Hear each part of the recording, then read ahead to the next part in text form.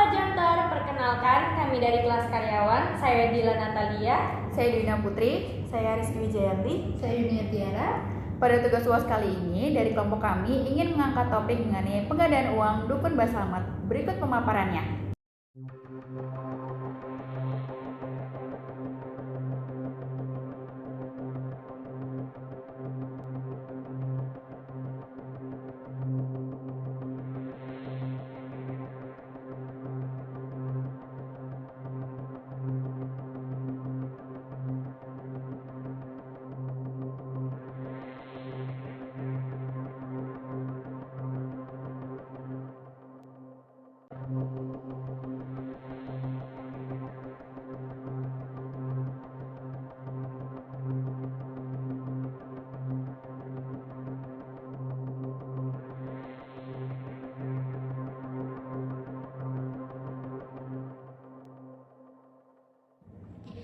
Pada kasus ini, penggandaan uang kembali menggegerkan publik.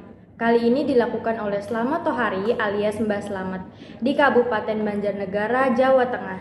Slamet mempromosikan jasa penggandaan uangnya melalui media sosial yaitu Facebook oleh kepercayaannya yang berinisial BS. Kemudian, BS akan mengatur pertemuan korban dan Slamet.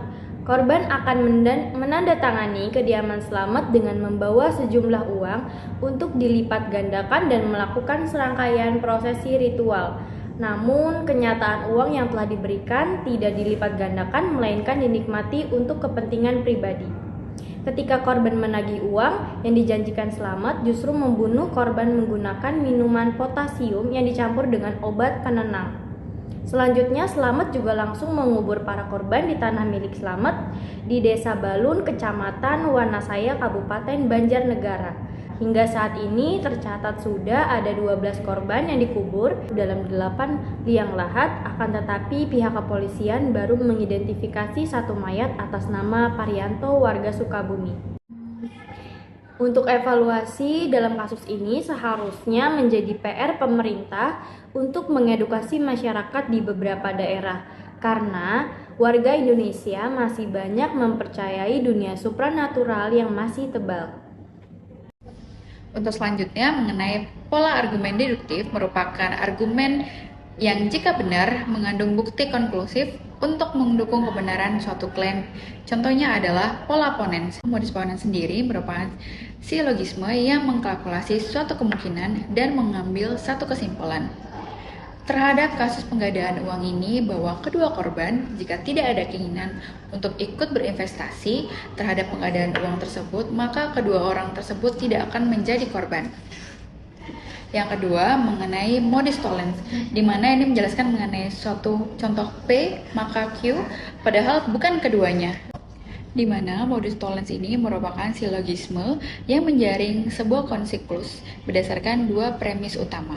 Contoh dari kasus penggandaan uang ini, di mana kedua korban dan beberapa korban mengharapkan adanya penggandaan uang, tetapi untuk waktu yang lama pengadaan uang tersebut tidak kunjung berhasil, sehingga pengadaan uang tersebut dianggap gagal dan berujung penipuan.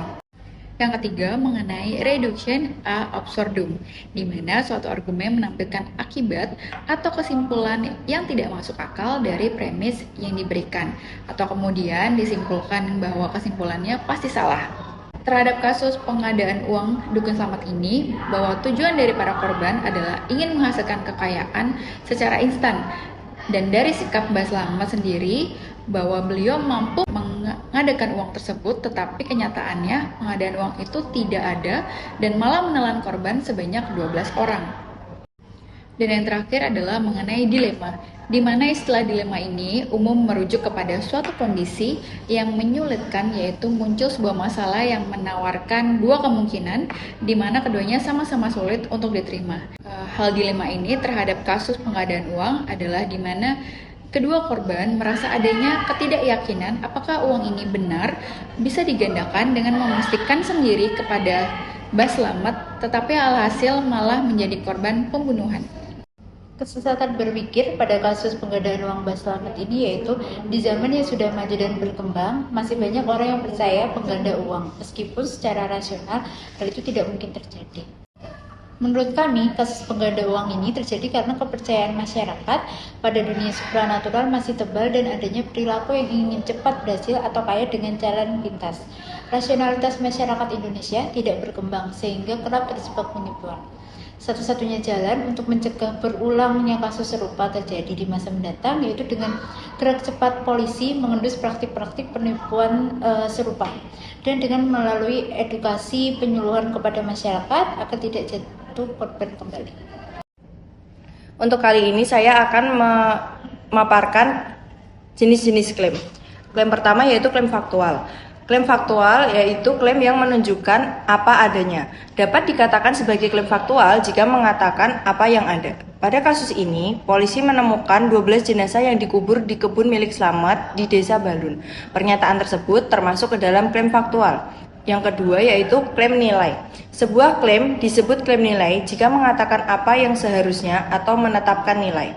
Pada kasus Dukun Slamet ini, klaim nilai dapat dilihat bahwa korban terbunuh karena mempercayai bahwa Dukun Slamet yang mengaku dirinya sebagai kiai, mbah atau eyang menggunakan ilmu pesugihan putih dapat menggandakan uang yang akibatnya menjadi korban terbunuh. Yang ketiga yaitu klaim subjektif. Kebenaran atau ketidakbenarannya tergantung pada apa yang dipikirkan, dipercayai atau dirasakan oleh seseorang. Untuk meyakinkan calon korban, pelaku biasanya menambahkan foto uang ditambah testimoni keberhasilan uang gaib tersebut. Cara itu dipakai untuk memanipulasi korban agar terlihat berhasil dan akhirnya banyak yang tertarik. Hal tersebut termasuk ke dalam klaim subjektif. Untuk klaim non-subjektif, dapat dikatakan klaim non-subjektif apabila kebenaran atau ketidakbenaran tidak tergantung pada hal yang dipikirkan, dipercayai, atau dirasakan. Pada kasus ini, contoh klaim non-subjektif yaitu Dukun Slamet mengaku dirinya sebagai kiai, mbah, atau eyang yang menggunakan ilmu pesugihan putih untuk membantu menggandakan modal usaha ataupun membantu yang sedang terlilit utang atau keterpurukan secara ekonomi.